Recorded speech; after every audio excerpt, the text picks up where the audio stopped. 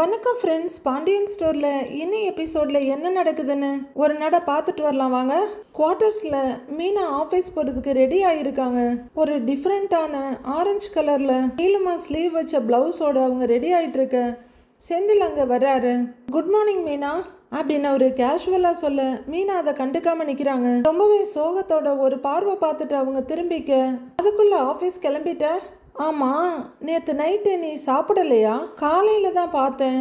அவிச்சு வச்ச இட்லி எல்லாமே ஃப்ரிட்ஜுக்குள்ளேயே இருந்துச்சு அப்படின்னு அவர் பேசிக்கிட்டே போக மீனா கையில் இருக்க வலையில மாற்றிக்கிட்டு இருக்கிறாங்க. நீ நைட்டெல்லாம் தூங்காமல் இருந்ததை பார்த்தேன். அதனால் காலையில் உன்னால் சமைக்க முடியாதுன்னு எனக்கு தெரியும் மீனா. அதான் நான் சீக்கிரமாக எழுந்திருச்சு மார்க்கெட்டுக்கு போய் காய்கறி எல்லாம் வாங்கிட்டு வந்துட்டேன். இட்லியை வச்சு நம்ம இட்லி உப்புமா பண்ணிக்கலாம். நான் லஞ்சும் சமைச்சு வச்சிடுறேன். ஒரு 20 மினிட்ஸ் தான் ஆகும். ரெடி பண்ணிடுறேன்.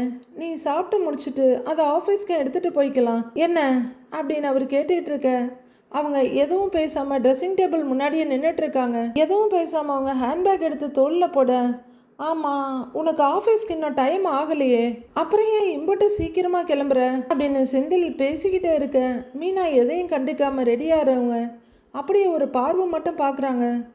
இன்னும் என் மேல இருக்க கோவம் குறையிலையா மீனா அப்படின்னு கூச்சமே இல்லாம கேட்குறாரு செந்தில். மீனா எதுவும் பேசாம பேக்குள்ள எதோ எடுத்து வச்சிட்டு இருக்க. நான் பண்ணினது தப்பு தான் மீனா. லஞ்சம் வாங்கினது தப்பு தான். இனிமே நான் வாங்க மாட்டேன். கண்டிப்பா வாங்க மாட்டேன் மீனா. நான் ஏதோ புத்தி கெட்டு போய் பணத்தை வாங்கிட்டேன். இனிமே சத்தியமா வாங்க மாட்டேன் மீனா. தயவு செஞ்சு என்கிட்ட பேச. இம்புட்டு கெஞ்சுறேன் இல்ல, தயவு செஞ்சு என்கிட்ட பேசு மீனா ப்ளீஸ் அப்படின்னு அவர் கெஞ்சிட்டு நிற்க அவர் முகத்தை ஒரு பார்வை பார்த்துட்டு மீனா பேக்கோட வெளியே கிளம்புறாங்க. பேசு மீனா ப்ளீஸ் மீனா அப்படின்னு அவர் கேட்டுக்கிட்டே இருக்க மீனா கண்டுக்காம நடந்துட்டு இருக்காங்க. ஏய் அப்படின்னு கூப்பிட்டுக்கிட்டு அங்கேயே நிற்கிறாரு செந்தில். பாட்டி பாண்டியன் வீட்டுக்கு போய் செம்மையா வாங்கி கட்டிக்கிட்டு அவங்க வீட்டில் திரும்ப வந்து உட்கார்ந்துருக்காங்க. எல்லாருமே ஹாலில் சோஃபாவில் உட்கார்ந்துருக்க வழக்கம் போல வடி ஒரு பக்கமும் மாறி சக்திவேல் பக்கத்திலே நிற்கிறாங்க. அப்பாடா, அக்கா கிட்ட இருந்தும் மச்சா கிட்ட இருந்தும் தப்பிச்சோம் பொழைச்சோன்னு ஓடி வந்த பழனி அங்கே உட்கார்ந்துருக்காரு. சக்திவேல் அப்படியே திரும்பி பக்கத்தில் நிற்கிற மாறிக்கிட்ட என்னன்னு கேட்குறாரு. தெரியலையே, எல்லாரும் அமைதியாக உட்கார்ந்துருக்காங்க அப்படின்றாங்க அவங்க. சுகன்யா எதுக்கும் பயப்படுறவங்க கிடையாது. பொண்ணு கேட்க போறேன்னு போனீங்க, இப்படி திரும்பி வந்து அமைதியா உட்கார்ந்துருந்தா என்ன அர்த்தம்? ஏதாவது சொல்லுங்க அத்தனை ஆர்வமா கேக்குறாங்க. பாட்டி வாயை திறக்காம அமைதியா குனிஞ்சு தலையோட உட்கார்ந்துருக்க. வாங்கின அடி எப்படி பேச முடியும்னு பாக்குறாரு பழனி. அத்தை அங்க என்ன அத்தை சொன்னாங்க, பேசுனீங்களா அப்படின்னு ரொம்ப ஆர்வமா கேக்குறாங்க மாறி. பாட்டி எதுவுமே சொல்லாம உட்கார்ந்துருக்க எல்லாரும் மாத்தி மாத்தி பாக்குறாங்க. நீங்க சொல்லுங்க, உங்க அக்காவும் மாமாவும் என்ன சொன்னாங்க? நிச்சயத்துக்கு நாள் ஏதாவது குறிச்சிட்டு வர சொன்னாங்களா அப்படின்னு சுகன்யா சந்தோஷமா ஆர்வமா கேக்குறாங்க. அட நீயாம்மா நீ வேற, எந்த பொண்ணுல விரலை விட்டு நோண்டிக்கிட்டு அப்படின்னு பழனி படார்னு சொல்ல சுகன்யாவோட முகம் சுண்டி போயிடுது. நான் சொன்னது தான் அங்கே நடந்தது. குமாருக்கெல்லாம் அரசியை கொடுக்கவே மாட்டேன்னு சொல்லிட்டாங்க அப்படின்னு பழனி சொல்லிட குமரவேலுக்கும் அவங்க அம்மாவுக்கும் பயங்கரமான அதிர்ச்சியா இருக்கு. இதுக்கு தான் நான் சொன்னேன் அந்த பக்கமே போக வேண்டாம்னு. நீங்க யாருமே கேட்கலன்னு முத்துவேல் முகத்தை திருப்பிக்கிறாரு. நான் போய் பேசுனா மறுக்க மாட்டாங்கன்னு நினைச்சேன்ப்பா அப்படின்னு பாட்டி சொல்ல, பேசுறது நீங்களா இருந்தாலும் யாருக்கு பேசுறீங்கன்னு இருக்குல்ல அத்தை அப்படின்னு டைரக்டா இல்ல இன்டைரக்டா குத்தி காமிக்கிறாங்க வடிவு. குமரவேலும் மாரியும் படார்னு நிமிந்து அவங்கள பாக்குறாங்க. ஆத்தா இப்ப சந்தோஷமா ஆத்தா உனக்கு? அவன்லாம் ஒரு மனுஷன்னு மதிச்சு அவன் வீட்டில் போய் கேட்டுக்கிட்டு வந்திருக்க. ஏன் ஆத்தா 10 பைசாவுக்கு பிரயோஜனப்பட மாட்டான்? அவனை போய் நீ மதிச்சு கேட்டுட்டு வந்துட்ட. இப்ப இனிமே அவன் என்ன பண்ணுவான் தெரியுமா? ஊரு பூரா சக்திவேல் பையனுக்கு என் பொண்ணை கேட்டாங்க, நான் கொடுக்க மாட்டேன்னு சொல்லிட்டேன்னு கேவலமா பேசுவான். ஏற்கனவே இருக்கிற அவமானம் பத்தாதுன்னு நீ இதை வேற சேர்த்து விடுறியாத்தா அப்படின்னு சக்திவேல் அவங்க அம்மா கிட்ட கோவமா கேட்குறாரு. பாட்டி எந்த பதிலும் சொல்லாம அப்படியே உட்கார்ந்துருக்க. பொண்ணு கொடுக்க மாட்டேன்னு சொல்ல மட்டும்தான் செஞ்சாங்களா இல்ல மனசு வருத்தப்படுற மாதிரி ஏதாச்சும் சொன்னாங்களா அப்படின்னு சுகன்யா கேக்குறாங்க. கொஞ்ச நாளா எந்த பிரச்சனையும் இல்லாம இருக்கிறது அவங்களுக்கே குறுகுறுப்பா இருக்கும் போல இருக்கு. எப்படியாவது ஊதி பெருசாக்கணும்னு ட்ரை பண்றாங்க சுகன்யா. மச்சான் கூட ஒரு அளவுக்கு தான் திட்டினாங்க. ஆனா அக்கா கடுப்பாகி ஓவரா திட்டிருச்சு. வீட்டை விட்டு வெளியே போங்கடான்னு துரத்தாத குறையா சொல்லி வெளியே அனுப்பிருச்சு அப்படின்னு பழனி சொல்ல அதிர்ச்சியோட பாக்குறாங்க எல்லாரும். ஆனா அப்படியே நின்றுட்டு இருக்க வடிவு கோமதியோட இடத்துல நான் இருந்திருந்தாலும் நானும் அதுதான் செஞ்சிருப்பேன் அப்படின்னு சொல்ல குமரவேல் கோவத்தோட பாக்குறாரு. சக்திவேல் பயங்கரமான கடுப்போட அண்ணிய பாக்குறாரு. ஏங்கா, குமார் மேல உங்களுக்கு இன்னும் கோபம் குறையவே இல்லையாக்கா அப்படின்னு ரொம்பவே ஆதங்கத்தோட கேக்குறாங்க மாறி. அவங்களும் ஒரே பேச்சா, இல்ல அது இந்த ஜென்மத்துல குறையாது மாறி அப்படின்னு முகத்துல அடிச்ச மாதிரி சொல்லிடுறாங்க. சக்திவேலி எல்லாரையும் ஒரு பார்வை பார்த்துட்டு, எப்படியோ எல்லாருமா சேர்ந்து எப்படியோ என் பையனை கேவலப்படுத்திட்டீங்க, இப்ப எல்லாருக்கும் சந்தோஷமா அப்படின்னு அவரு கேட்டுட்டு இருக்க. டேய், நீ வேற சும்மா இருடா, ஏதோ நல்லது நடக்கும்னு போனேன், அது நடக்காம இப்படி ஆயிடுச்சு, சும்மா அதை பத்தியே பேசிக்கிட்டு இருக்காதீங்க அப்படிங்கிறாங்க பாட்டி. உடனே குமரவேல் ஒரு சின்ன நம்பிக்கையோட, சித்தப்பா அரசி வீட்டில் இருந்தாளா, அவகிட்ட எதுவும் கேட்டாங்களான்னு கேட்குறாரு. இருந்துச்சுப்பா, குமார கல்யாணம் பண்ண உனக்கு விருப்பமானு மச்சான் எங்க முன்னாடியே நேரடியா கேட்க தான் செஞ்சாரு அப்படின்னு பழனி சொல்ல ஆர்வமா பார்த்துட்டு இருக்காங்க அம்மாவும் பையனும். சுத்தமா அதுக்கு விருப்பம் இல்லைன்னு தெளிவா அரசி சொல்லிடுச்சு அப்படின்னு பழனிவேல் சொல்ல, அப்படியா அவ சொன்னா அப்படின்னு கோவமா கேக்குறாரு குமரவேல். ஆமாண்டா, அப்படிதான்டா சொன்னா அப்படின்னு பழனிவேல் சொல்ல பயங்கர கோவத்தோட எழுந்து நிற்கிறாரு குமரவேல். அவ என்ன பெரிய இவளா, என்ன வேணான்னு சொல்ற அளவுக்கு அவ்வளவு பெரிய ஆள் ஆயிட்டாளா, என்னை விட நல்ல மாப்பிள்ள அவளுக்கு கிடைக்கும்னு நினைச்சிட்டு இருக்காளா அப்படின்னு எழுந்து நின்று கத்திக்கிட்டு இருக்காரு. டேய் நிறுத்துறா அப்படின்னு முத்துவேல் சொல்ல டக்குன்னு திரும்பி பெரியப்பாவை பார்க்குறாரு. ஒரு நேரம் அந்த பிள்ளையை தான் கல்யாணம் பண்ணுவேன்னு சொல்ற, அடுத்த நேரம் அந்த பிள்ளையவே பத்தி தப்பா பேசுற, இவெல்லாம் ஒரு ஆளுன்னு பொண்ணு கேட்க போனியேம்மா அப்படின்னு அம்மாவை பார்த்து சங்கடமா சொல்லிட்டு முகத்தை திருப்பிக்கிறாரு முத்துவேல். சக்திவேலுக்கு ஏக டென்ஷன், எதுவும் பேச முடியாம உட்கார்ந்துருக்காரு. மாரியும் ரொம்ப சங்கடத்தோட நிக்கிறாங்க. அவளுக்கு ரொம்ப திமிர ஆயிடுச்சு பெரியப்பா அப்படின்னு குமரவேல் சொல்ல ஏன்னு கத்திக்கிட்டே கோவமா எழுந்து நிக்கிறாரு முத்துவேல். போது நிறுத்து, அடுத்த வீட்டு பொண்ணை பத்தி யாரும் எதுவும் பேச வேண்டாம் அம்மா, இனிமே இவனுக்காக பேச போய் அசிங்கப்படாத, கல்யாணம்னு ஒண்ணு நடக்கணும்னு இருந்தா அது கண்டிப்பா நடக்கும் அப்படின்னு குமரவேல் கோவத்தோட உள்ளர போயிடுறாரு. குமரவேலும் திரும்பி வாசல் பக்கமா வேகமா போக, டேய் குமாருன்னு சுகன்யா கூப்பிட்டு இருக்காங்க. டேய் குமாரு, இந்தடா, எங்கடா போற அப்படின்னு மாறி கத்திட்டு இருக்க. யாரையும் சட்டை பண்ணாம அவர் வேகமா வெளியே போயிடுறாரு. சக்திவேல் என்ன பண்றதுன்னு இல்லாம ரொம்ப சங்கடத்தோடையும் குமரிட்டு இருக்க கோவத்தோடையும் உட்கார்ந்து இருக்காரு. பழனி அப்படி எல்லாரையும் ஒரு பார்வை பார்த்துட்டு அம்மா முகத்தை பாக்குறாரு.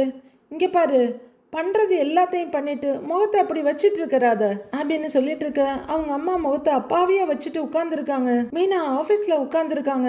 அவங்களுக்கு எதிரில் ஒருத்தர் உட்கார்ந்துருக்க.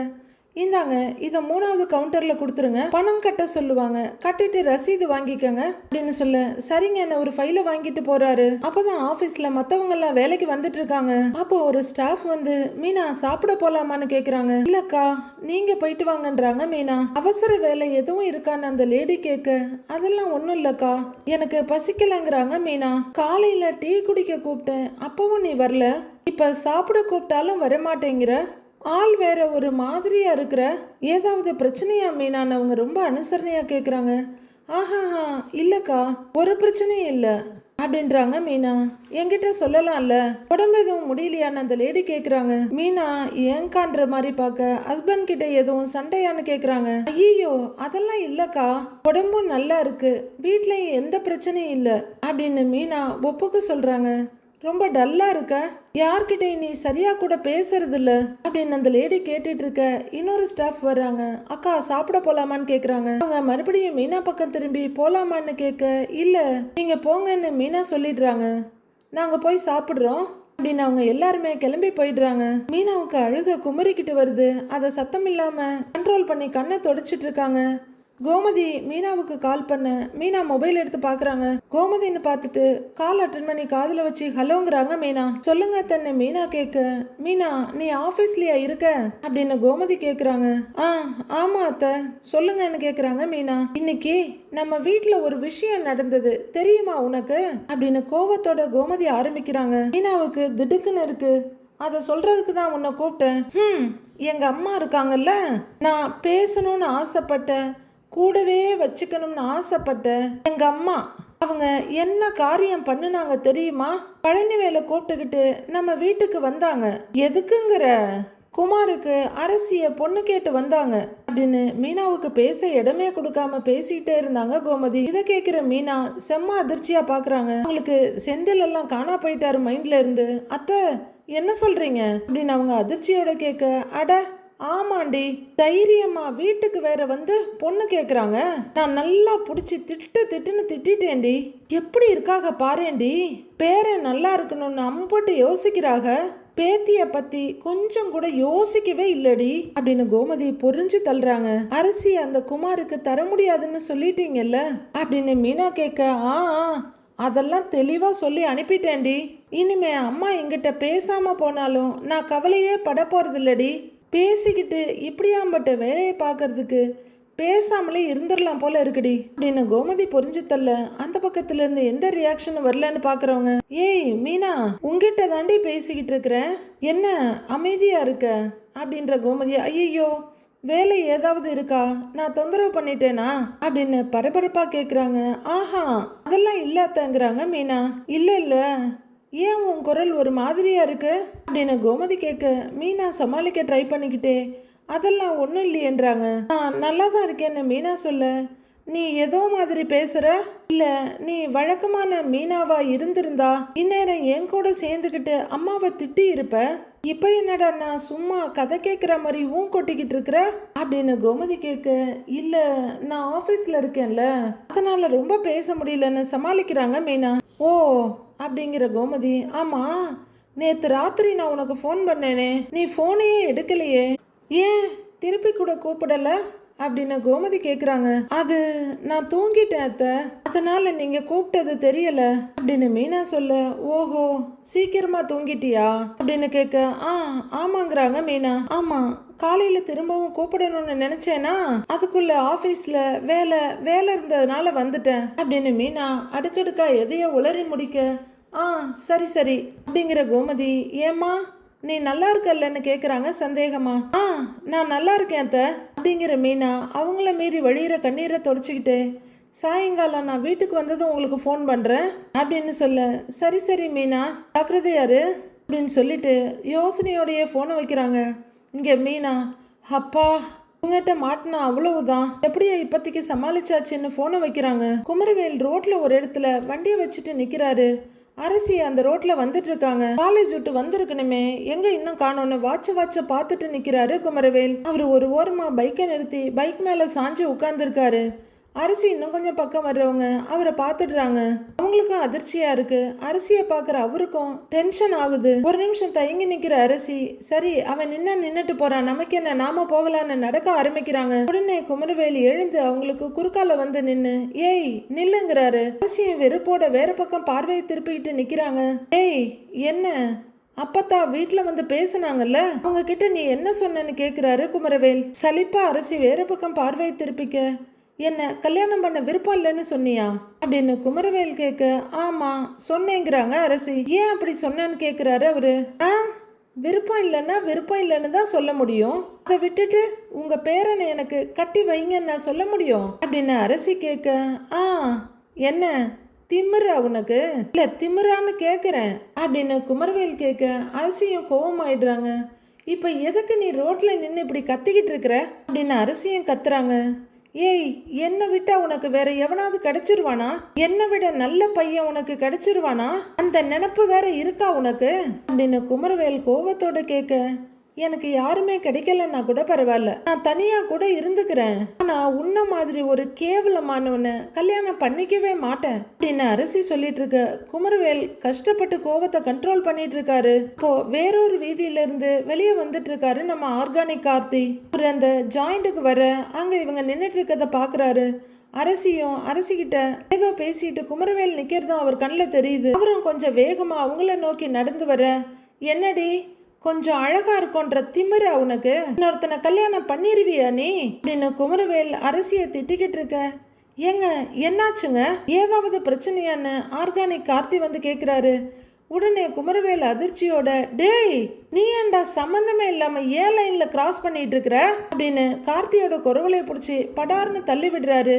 ஏன்னு கத்துறாங்க அரசி. அவரும் கையை தட்டி விட்டுட்டு கொஞ்சம் பக்கமா வந்து நின்று, இங்க பாருங்க, கொஞ்சம் மேல கை வைக்காம பேசுங்க அப்படின்னு அவர் சொல்லிட்டு இருக்க. போடா, நீ எல்லாம் ஒரு ஆளே கிடையாது, உங்ககிட்ட நான் பேசணுமான்னு திரும்புற குமரவேல், ஏய் நீ சொல்லு, எப்படி உனக்கு இவ்வளவு திமிர் வந்தது?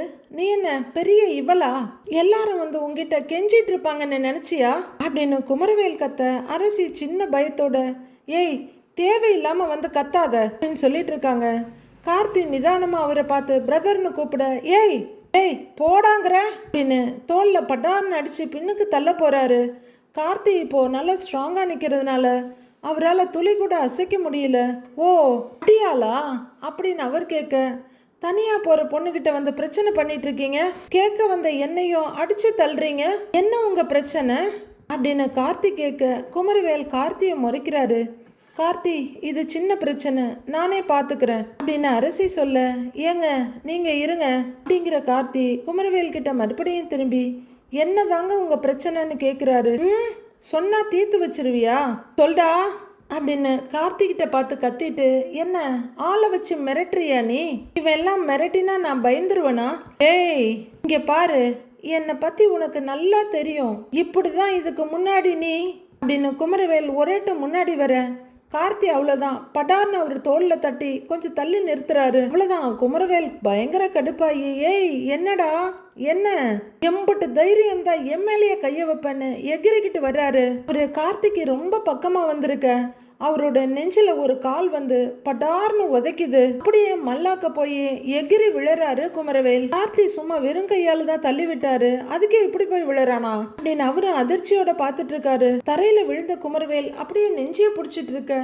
அரசி கார்த்தி ரெண்டு பேரும் அதிர்ச்சியோட அவரையே பார்த்துட்டு இருக்காங்க. கார்த்தி அப்படியே அதிர்ந்து போய் அவரோட கையை எடுத்து பாக்குறாரு. நான் என்ன பாகுபலியா இல்ல பல்வாள் தேவனா? என் கைப்பட்டதும் இப்படி பறந்து போய் விழறானே அப்படின்னு அவர் ஆச்சரியமா அவரோட கையை பார்த்துக்கிட்டு இருக்க. கீழே கிடக்குற குமரவேல் வலி தாங்க முடியாம நெஞ்ச புடிச்சிட்டு இப்படின்னு அசைஞ்சிட்டு இருக்காரு. அரசி பயங்கர அதிர்ச்சியோட அப்படியே மெதுவா ரைட் சைடு திரும்ப, அங்க அவங்க அப்பா பயங்கர கோவத்தோட நின்னுட்டு இருக்காரு. அரசியோட பார்வை போனதை பார்த்து அப்படியே கார்த்தியும் பாக்குறாரு. பாண்டி வேகமா பாஞ்சு வந்து, ஏய் எங்கடா வந்து என்னடா பண்ணிட்டு இருக்கிற அப்படின்னு கீழே கிடக்குற குமரவேல கொத்தா அல்ல, அந்த பக்கம் ஒரு கூட்டம் கூடிடுது. ஏண்டா ராஸ்கல் அப்படின்னு பாண்டியன் ஒரு அறை விட குமரவேல் சடார்னு கன்னத்தை பிடிச்சிக்கிறாரு. ஆனா அவரை விட வலியை அதிகமா அனுபவிக்கிற மாதிரி கார்த்தி தான் கன்னத்தை படக்குன்னு மூடிக்கிறாரு. ஏண்டா தனியா போற புள்ளைகிட்ட பிரச்சனை பண்ணிக்கிட்டு இருக்கிறியா? கேட்க ஆள் இல்லைன்னு நினைச்சிட்டு இருக்கிறியாடா நீயே? அடிச்சு மண்டகண்டையெல்லாம் உடைச்சிருவேன் பாத்துக்க, ஆளும் சைஸும் பாரு அப்படின்னு பாண்டியன் பயங்கரமா திட்ட. குமரவேல் வலியோட நெஞ்ச ஒரு பக்கம் கன்னத்தை ஒரு பக்கம் பிடிச்சிட்டு நின்றுட்டு இருக்காரு. ஏண்டா நானும் பார்த்துக்கிட்டே இருக்கிறேன், என் வீட்டு ஆளுங்க கூட உரண்டு இழுக்கிறதையே பொழப்பா வச்சுட்டு இருக்கிற அப்படின்னு பாண்டியன் கத்திட்டு இருக்க. அரசி சங்கடத்தோட சுத்தி நிக்கிறவங்கள பாக்குறாங்க. என் மவங்கிட்ட ஆரம்பிச்சு என் பொண்ணு வரைக்கும் வந்து நிக்கிற, ஏண்டா பாண்டியனை பத்தி என்னடா நினைச்சிட்டு இருக்கிற நீ அப்படின்னு பாண்டியன் கோவமா திட்டிட்டு இருக்க. அவரு நெஞ்சைய தடவிட்டு நிக்கிறாரு. நீ எல்லாம் ஒரு ஆளு, நீ என்ன வேணாலும் பேசலான்னு நினைச்சுக்கிட்டு இருக்கிறியா? அடிச்சு அப்படின்னு கைய உங்க குமரவேல் பயந்து அரடி பின்னாடி போயிடுறாரு. தொலைச்சு போடுவேன் பாத்துக்க, இருந்த இடம் தெரியாம பண்ணி போடுவேன் பாத்துக்க அப்படின்னு சொல்லிக்கிட்டே மறுபடியும் பலார்னு ஒரு அறை விடுறாரு பாண்டியன். போடா போடாங்கிறல்ல அப்படின்னு பாண்டியன் சொல்ல, மறுபடியும் நெருப்பா எரியற கன்னத்தை தேய்ச்சிக்கிட்டே குமரவேல் அங்க இருந்து வேகமா போயிடுறாரு. அரசி ரொம்ப சங்கடத்தோட சுத்தி நிக்கிறவங்கள பாக்குறாங்க. பயந்து ஓடிக்கிட்டு இருக்க குமரவேலையும் பாஞ்சிட்டு இருக்கிற பாண்டியனையும் பார்த்து பயந்து போய் நிக்கிறாரு கார்த்தி.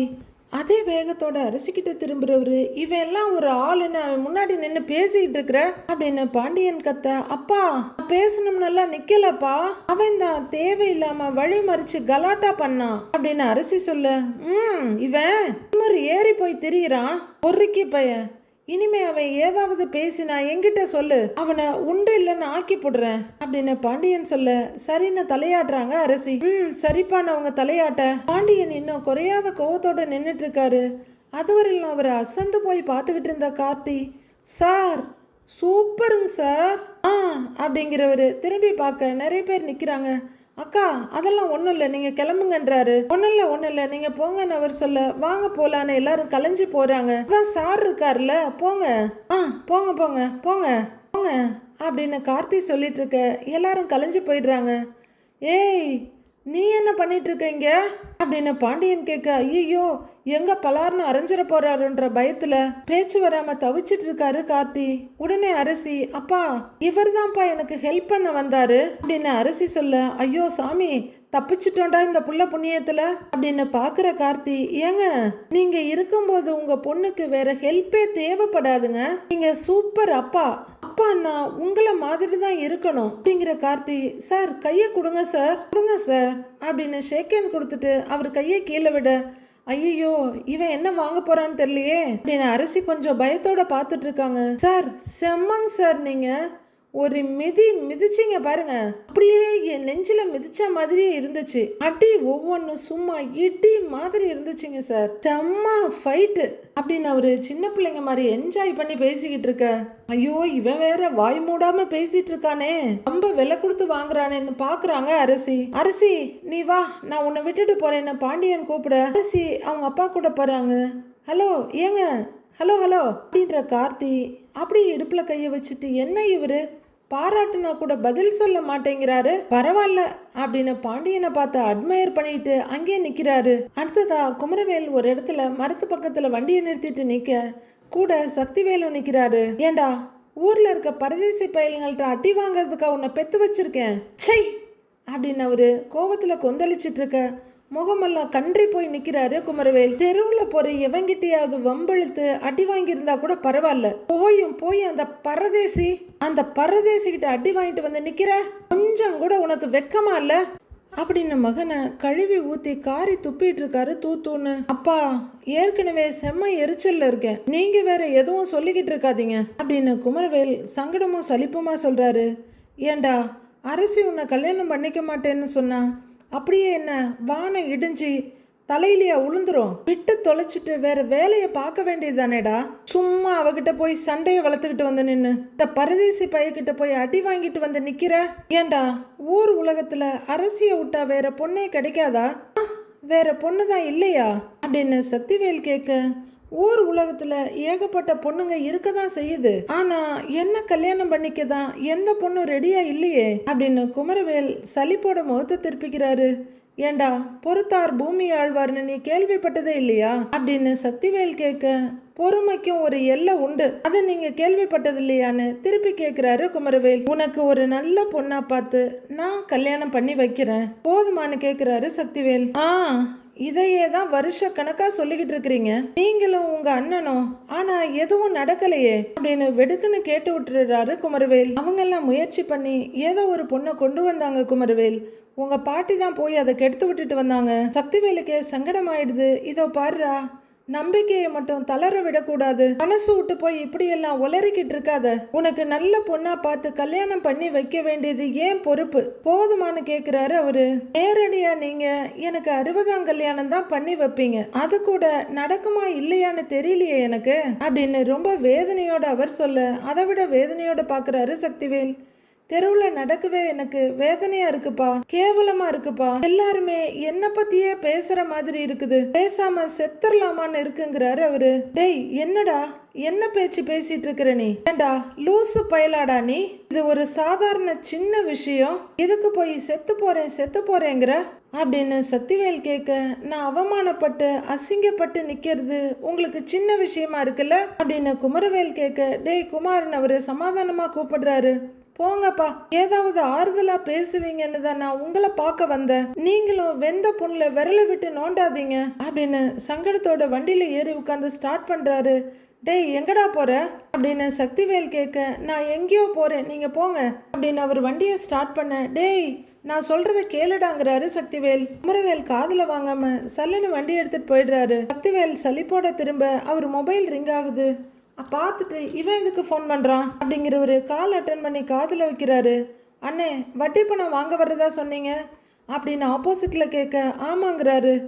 ஏற்பாடு பண்ண முடியலையா என்ன, அவனை சொல்லலான்னு ஃபோன் பண்ணியா என்ன அப்படின்னு அவர் கேட்க, இல்லைண்ணே ஏற்பாடெல்லாம் பண்ணிட்டேன், நீங்கள் எப்போ வர்றீங்கன்னு கேட்க தான் கால் பண்ணேன் அப்படின்னு ஆப்போசிட்டில் சொல்ல, அங்கே தான் வந்துக்கிட்டு இருக்கிறேன், வை 10 நிமிஷத்தில் அங்கே இருப்பேங்கிறாரு சக்திவேல். சரிங்கண்ணே ஆப்போசிட்டில் ஃபோனை வைக்கிறாங்க. பையன் போன பாதையா சங்கடத்தோட பார்த்துட்டு அவரும் கிளம்புறாரு. ஒரு இடத்துல அவர்கிட்ட ஒருத்தர் பணம் கொடுக்க அதை வாங்கி எண்ணி பார்த்துட்டு, வட்டி சரியா இருக்கு, அசலை எப்போ கொடுக்கறதா உத்தேசம்னு கேக்குறாரு. அண்ணே இன்னொரு 2 மாசத்துல கொடுத்துட்றேன்னு அப்படின்னு அவர் சொல்ல, சரி 2 மாசத்துக்கு டைம் எடுத்துக்க அப்படின்றாரு சக்திவேல். சரிங்க அண்ணே வரேங்கண்ணேன்னு அவரு கிளம்புறாரு. டக்குன்னு அதை பாக்கெட்ல வச்சுட்டு நிமிர பேச்சு சத்தம் கேக்குது. ஆமா குணா சார், ஆமா நீங்க கேள்விப்பட்டதெல்லாம் உண்மைதான் அப்படின்னு மயிலோட அப்பா அங்க டீ குடிச்சிட்டு இன்னொருத்தர்கிட்ட பேசிட்டு இருக்கத சக்திவேல் பாக்குறாரு. என்ன பேசுறாரு மாணிக்கம்னு அப்படியே நைஸா காதை நீட்டி கேக்குறாரு அவரு. ஆனா தங்கமயில அவங்களாலாம் அனுப்பல, என் மகதான் மாப்பிள்ள கூட வாழ மாட்டேன்னு அங்க இருந்து வந்துட்டா அப்படின்னு மாணிக்கம் சொல்லிட்டு இருக்க இவர் கொஞ்சம் ஓரமா நின்று ஒட்டு கேட்டுட்டு இருக்காரு. அப்படியான்னு கேட்டுட்டு இருக்காரு. ஆப்போசிட்ல மாப்பிள்ளைக்கு வேற யாரோ ஒரு பொண்ணு கூட தொடர்பு இருக்கு, அது தெரிஞ்ச பிறகும் எப்படி கூட வாழ முடியும் அப்படின்னு மாணிக்கம் சொல்லிட்டு இருக்க. சரி இப்ப என்னதான் பண்ண போறீங்கன்னு அவர் ஆப்போசிட்ல இருக்கவர் கேக்குறாரு. என் பொண்ணு விவாகரத்து வேணும்னு சொல்லிட்டா, இன்னும் கொஞ்ச நாளையில விவாகரத்தும் கிடைச்சிரும் அப்படின்னு மாணிக்கம் சொல்லிட்டு இருக்க. ஏன் மாணிக்கம் உங்களுக்கு இன்னொரு பொண்ணும் இருக்குல்லன்னு கேக்குறாரு இன்னொருத்தர்.